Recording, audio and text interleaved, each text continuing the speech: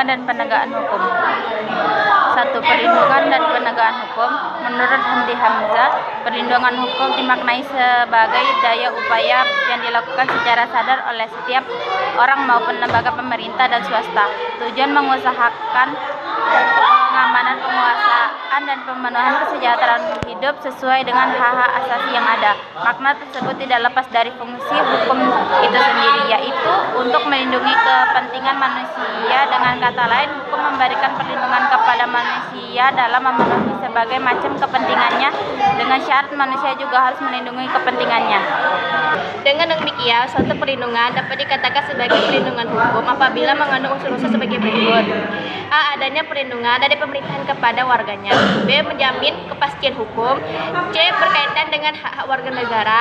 D. Berkaitan adanya sanksi hukum bagi pihak yang melanggarnya. Hukum dapat secara efektif menjalankan fungsinya untuk melindungi kepentingan manusia apabila ditegakkan. 2. Pentingnya perlindungan dan penegakan hukum. A. Tegaknya supremasi hukum. Supremasi hukum bermakna sehukum mempunyai kekuasaan mutlak dalam mengatur pergaulan hidup manusia dalam berbagai macam kehidupan. B. Tegaknya keadilan. Tujuannya hukum adalah mewujudkan keadilan bagi setiap warga negara. C. Mewujudkan perdamaian dalam kehidupan di masyarakat. Kehidupannya diwarnai sesuai dengan merupakan harapan bagi setiap orang. B. Peran lembaga penegak hukum dalam menjamin keadilan dan kedamaian. Peran Kepolisian Republik Indonesia atau Polri. A. Melakukan penangkapan, penanganan, penggeledahan, dan penyitaan. B. Melarang setiap orang meninggalkan atau memasuki tempat kejadian perkara untuk kepentingan penyidikan. C. Membawa dan menghadapkan orang kepada penyidik dalam rangka penyidikan. D. Menyuruh berhenti orang yang dicurigai dan menanyakan serta memeriksa tanda pengenal diri. 2. Peran Kejaksaan Republik Indonesia. A. Di bidang pidana.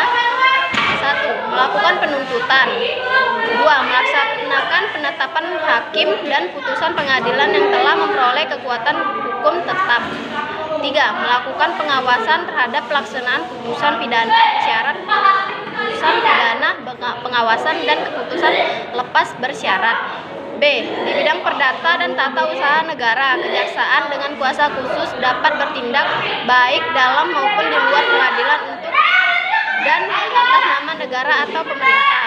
C. Dalam bidang ketertiban dan ketentraman hukum. 1. Meningkatkan kesejahteraan hukum masyarakat. 2. Mengamankan kebijakan penegakan hukum. 3. Pengawasan peredaran barang cetakan. 3. Peran hakim sebagai pelaksana kekuasaan kehakiman. Menurut ketentuan Undang-Undang RI Nomor 48 Tahun 2009 tentang kekuasaan kehakiman, hakim berdasarkan jenis lembaga peradilannya dapat diklasifikasikan menjadi 3 kelompok berikut.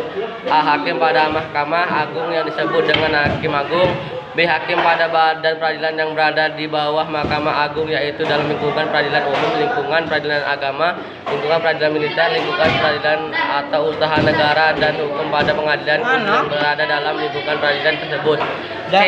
Hakim pada Mahkamah Konstitusi yang disebut dengan Hakim Konstitusi. C. Dinamika pelanggaran hukum.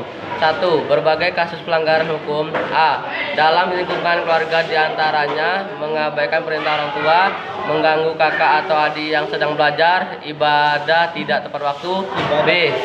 Dalam lingkungan sekolah, diantaranya mencontek, ulangan, datang ke sekolah terlambat, bolos mengikuti pelajaran.